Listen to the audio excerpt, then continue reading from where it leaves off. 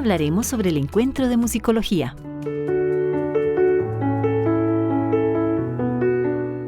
La musicología es conocida por su enfoque analítico y multidisciplinario, que abarca la historia y la teoría musical, así como su relación con la cultura y la sociedad. A través de la musicología se han descubierto y preservado innumerables tradiciones musicales, permitiendo una mayor comprensión de su impacto en la humanidad. Entonces, ¿qué papel juega la música en el desarrollo de un país y una región? Para hablar más sobre este tema, nos acompañan la doctora Susan Campos Fonseca, docente e investigadora de la Escuela de Artes Musicales de la Universidad de Costa Rica y coordinadora del Archivo Musical. Y la doctora Tania Camacho Sofeifa, docente e investigadora de la Escuela de Artes Musicales de la Universidad de Costa Rica. Tania y Susan, nuevamente bienvenidas a Conciencia. Un gusto tenerlas por acá, de hablar de una diversidad de temas alrededor de la música que yo soy completamente seguro que vamos a quedar maravillados. Muchas gracias, bienvenidas. Gustavo. Muchas gracias.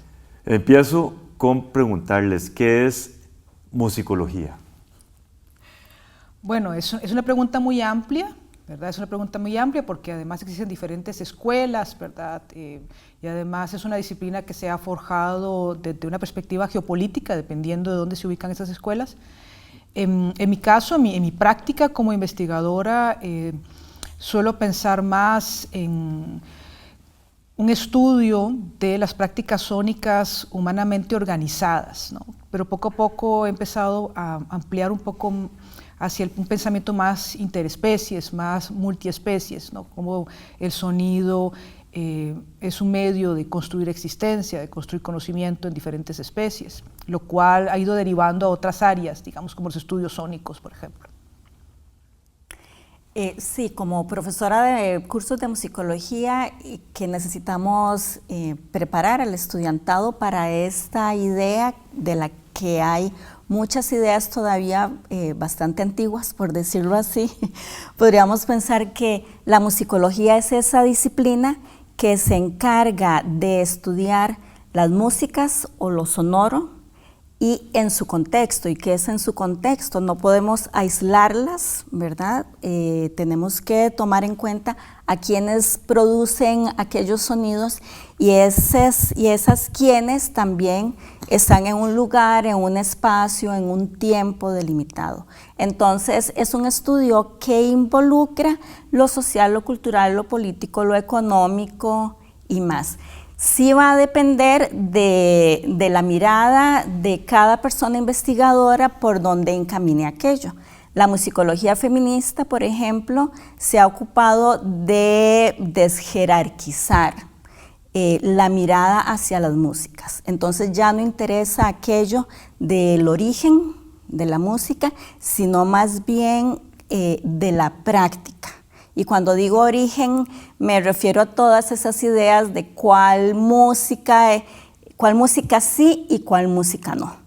Entonces es muy importante hacer la distinción también, o esa mirada desde la musicología feminista, que no solo observa con perspectiva de género, sino que le da cabida a todas las expresiones que fueron negadas, por decirlo de alguna manera, por ideas muy jerarquizantes de lo que se debía o de lo que se debe todavía estudiar.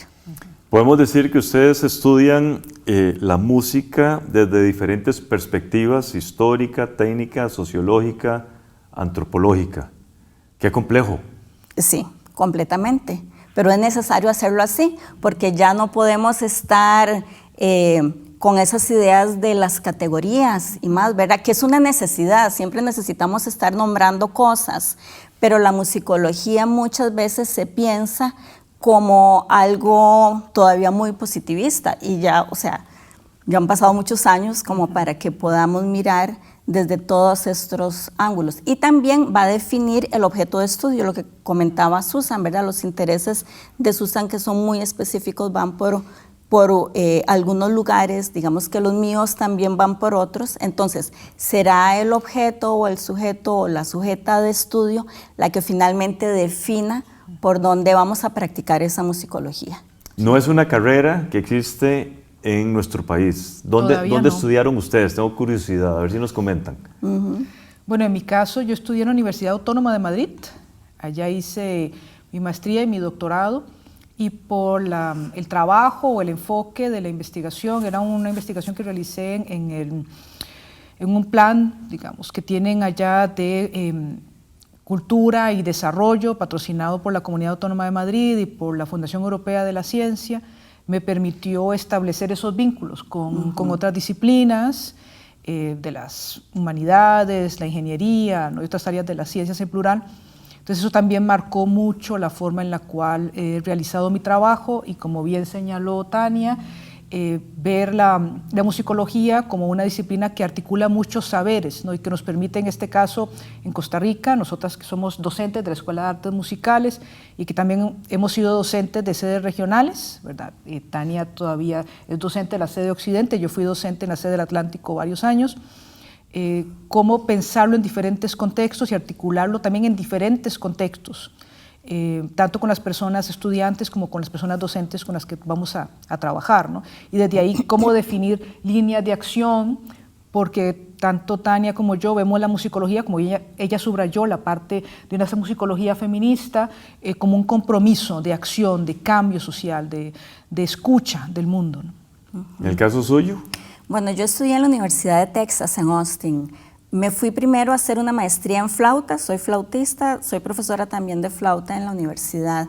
Y estando allá haciendo ese programa, como me daba mucha libertad de matricular algunos cursos, digamos que los optativos, los que yo quería, escogía los que tenían que ver con el departamento de musicología y etnomusicología.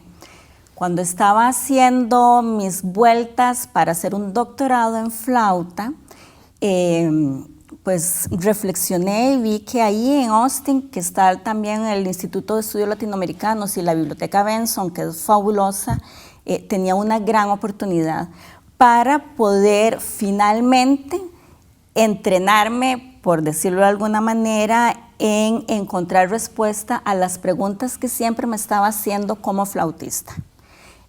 Cuando te formas como instrumentista, es una carrera muy, muy, muy dedicada a la ejecución, al perfeccionamiento, a conocer las historias de aquellos repertorios para darle voz finalmente a esas compositoras y compositores, pero yo necesitaba muchísimo más que eso. Entonces, recuerdo que hice el caso, hablé con el profesor de historia que tuve, que finalmente fue mi supervisor de tesis, y me dieron la oportunidad, entregué papeles y me quedé haciendo el doctorado. Okay. Vamos a hacer una primera pausa, ya regresamos con todas y todos ustedes.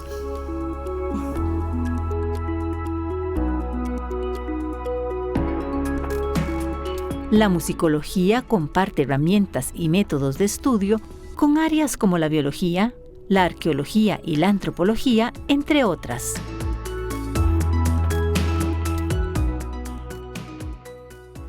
Muchas gracias por continuar con nosotros aquí en Conciencia.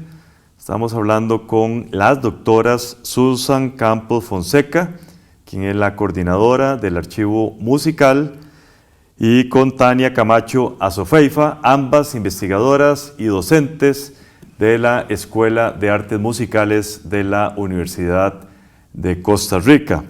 Susan, el año pasado ustedes tuvieron una conferencia concierto, así le denominaron, la dodecafonía al minimismo, exploraciones no tonales en la música latinoamericana. Tenemos que descomponer todos los términos de esta actividad. A ver si comenzamos, por favor, ayúdenos. No, muchas gracias por la pregunta. Sí, el Archivo Histórico Musical tiene 4 años colaborando con la Universidad Alberto Hurtado y el Fondo para la Investigación y las Ciencias en el país hermano de Chile. Y esto gracias a la doctora Daniela Fruegui, que es, ha sido directora del Instituto de Música de la Universidad Alberto Hurtado en Santiago de Chile y que ganó este fondo, ¿verdad?, del gobierno de Chile en investigación para desarrollar un proyecto que se titula El serialismo como técnica cultural en América Latina. El serialismo es una técnica de composición, que va a significar un cambio importante en el mundo de la música académica a principios del siglo XX. Ahora bien, ella decide investigar cuál fue el impacto de la utilización de esta técnica de composición, que, como se indica en el título, se suele definir como atonal. ¿Esto qué significa? Que las jerarquías que se habían establecido en las músicas durante el siglo XVIII y XIX, que es lo que solemos llamar la música tonal funcional, se ponen en cuestión, ¿no? Se ponen en cuestión, y eso va a implicar también toda otra manera de entender lo que popularmente conocemos como la armonía o la melodía o el género o la forma en la composición musical. Ahora, estas técnicas que van a ser trabajadas por personas compositoras en Europa, en este caso en Austria y en Alemania, a principios del siglo XX, dialogaban muchísimo con la música del siglo XIX en Alemania, y las preguntas que se habían hecho acerca de si el sonido o la música podría construir conocimiento de una manera independiente al lenguaje, ¿no? Entonces eso también generó toda una discusión filosófica bastante potente. Entonces crea grupos intelectuales muy fuertes, ¿no?, y que se vinculan también con ideas de supremacía cultural en Europa, ¿no?, en Europa Central, especialmente en Alemania. Con el advenimiento de la Primera y Segunda Guerra Mundial, sabemos que hay toda una descomposición de los sistemas culturales y de las democracias en Europa, y muchas de estas personas artistas emigran a los Estados Unidos. Una de ellas, Arnold Schoenberg, que va a ser uno de los que va a proponer este sistema de 12 sonidos, yo entendida llamada dodecafonismo, ¿no? Y él va a tratar de rehacer su vida en Estados Unidos y va a entrar en discusión con personas compositoras como Milton Babbitt y otros. Entonces, cuando se habla de estas técnicas, se habla de una jerarquía del norte global.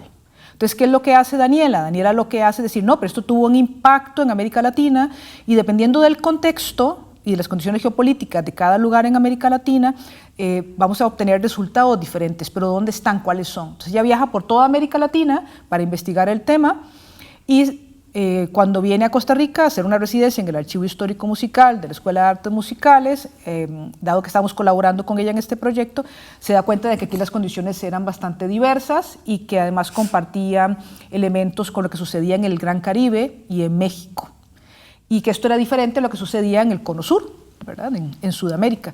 Esto puede sonarles extraño, porque cuando hablamos de América Latina creemos que hay una uniformidad en la manera en la cual se estudia, pero no, a veces, bueno, no a veces, la gran mayoría de los casos hay un profundo desconocimiento de lo que pasa en Centroamérica y en el Caribe.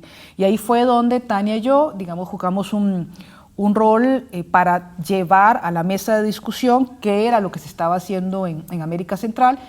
Y este concierto lo que hizo fue además poner en acción una serie de obras que en Costa Rica no se habían estrenado todavía, que eran de personas compositoras de Sudamérica, poner en conocimiento obras que se habían producido en Costa Rica, que habían estado invisibilizadas durante mucho tiempo también, por también desconocimiento de cómo trabajar con ese tipo de música, y fue cuando Daniela hizo la conferencia concierto del dodecafonismo al minimismo, y minimismo refiere a otra, digamos, más que una técnica, un tipo de estética que va a ser el minimalismo, como se suele entender en los Estados Unidos, ¿no?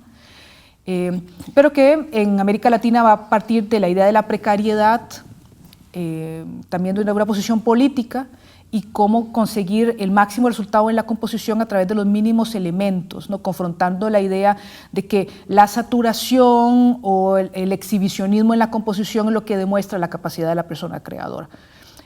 Al contrario, cómo una persona creadora puede lograr el máximo efecto con los mínimos elementos, y cómo lo hicieron personas de América Latina.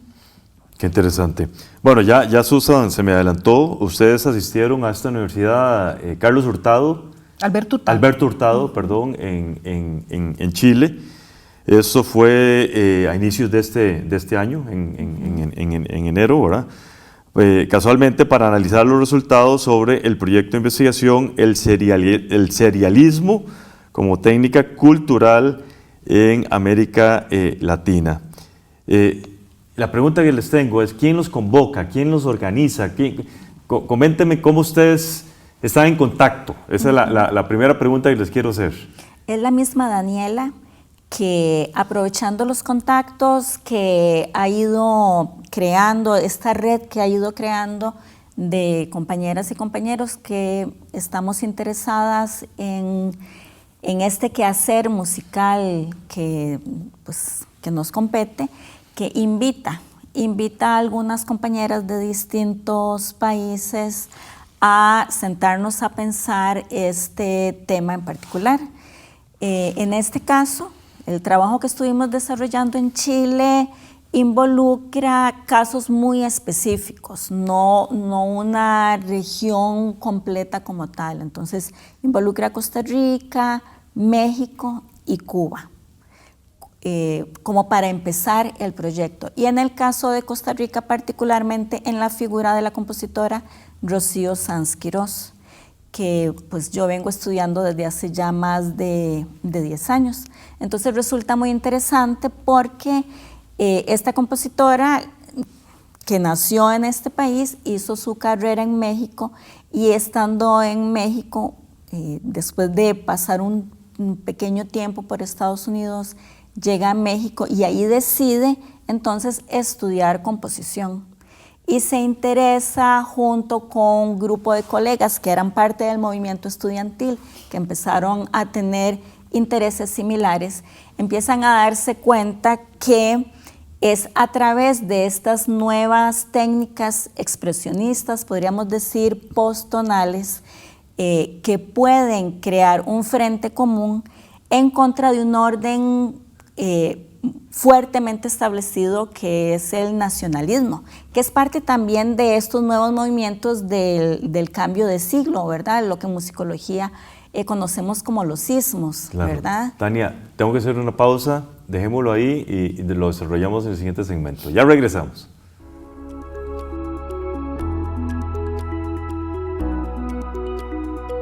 La musicología histórica investiga partituras antiguas, reconstruye instrumentos y analiza documentos para descubrir cómo se interpretaba la música en otras épocas.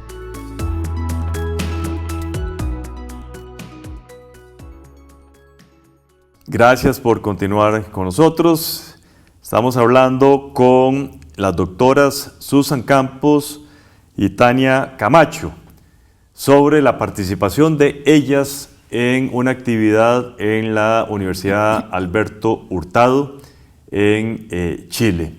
Y la interrumpí cuando usted estaba terminando de desarrollar el concepto alrededor de Rocío Sanz. Sí, la figura de Rocío Sanz es relevante, es muy importante, no solo para el proyecto, sino también para estudiarnos en Costa Rica y cómo han sido las dinámicas de género, particularmente en el ámbito de la creación artística y específicamente en la creación musical.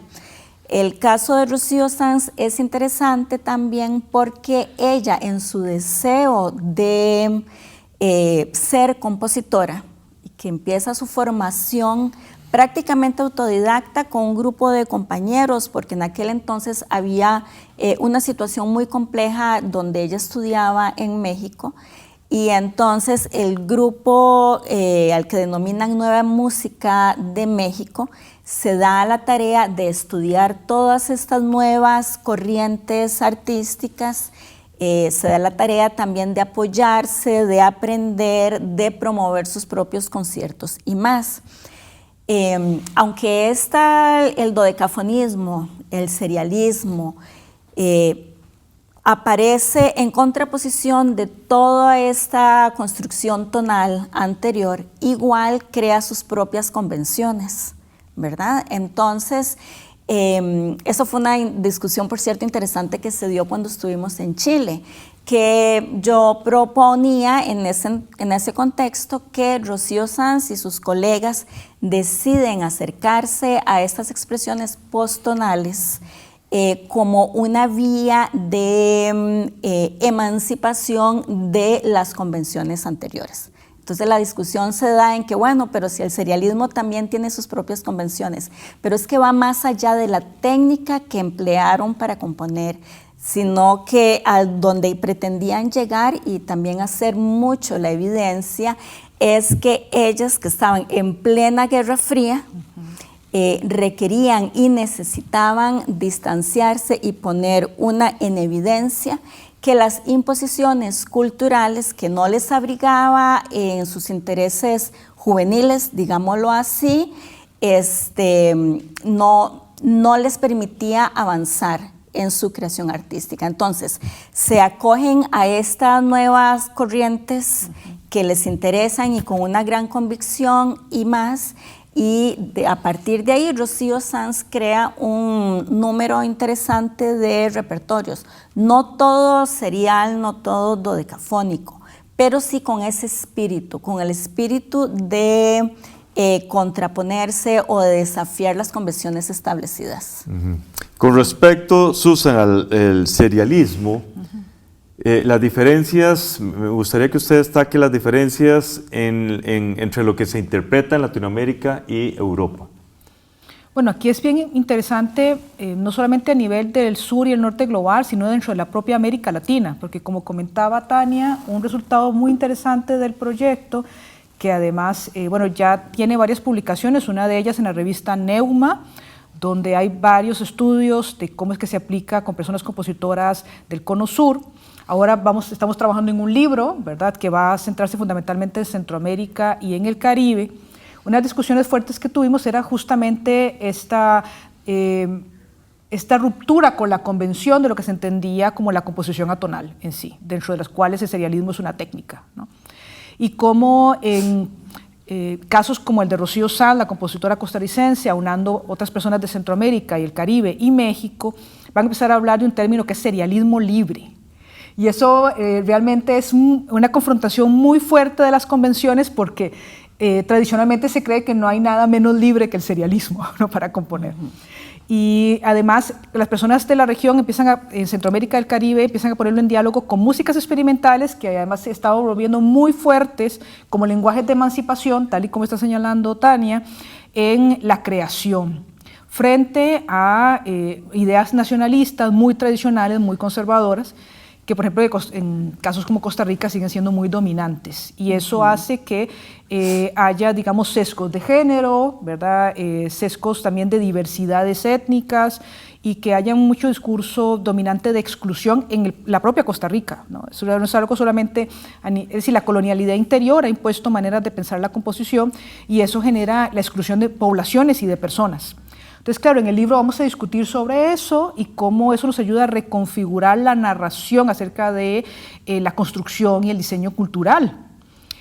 Y además también confrontar esos ejes que no solamente es el norte global frente al sur global, es también un discurso que en este caso es un proyecto y va a ser un libro donde la voz dominante la tenemos investigadoras. Y por lo general, en este tipo de casos, como en la teoría musical, sucede que la voz dominante es fundamentalmente patriarcal, ¿no? Y de estudiosos anglosajones o europeos, ¿no?, o de estudiosos latinoamericanos que tratan de confrontarlos, pero siguen siendo grupos de socialización masculina. Entonces, el proyecto también tuvo ese resultado, ¿no?, que es un trabajo intelectual de mujeres que también cuestionan cómo es que estos estudiosos, con sus grupos de masculinidad y de su idea de una intelectualidad que ellos mismos han generalizado, ¿no?, se impone a la propia práctica artística, que es muy diversa, que es muy fluida y que es muy flexible, como demuestran los casos que se van a estudiar en el libro.